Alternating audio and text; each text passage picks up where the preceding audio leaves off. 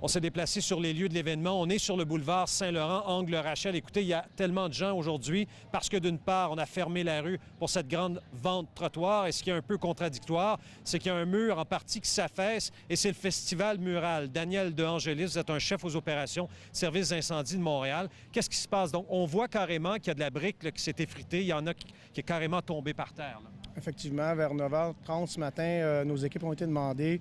Comme vous voyez, il y a une partie du parement de briques qui est tombée. On a fait un périmètre de sécurité. On a demandé nos équipes spécialisées pour venir évaluer la structure. Ah, c'est dangereux, là. On craint que ça pourrait s'effondrer. On doute de la solidité du mur.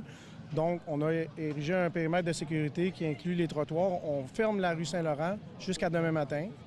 Les gens de la ville, les inspecteurs vont venir évaluer le bâtiment.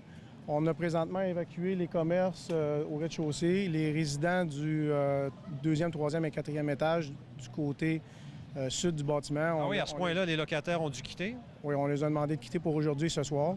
Suite à l'évaluation qui va être faite demain, des décisions vont être prises en lien avec ça. OK, il avait quand même servi vers 9h30. Vous me disiez, il y a quand même de l'activité. Est-ce qu'il y a eu des blessés? Est-ce que des gens ont été heurtés? Aucun blessé, autant civil qu'intervenant.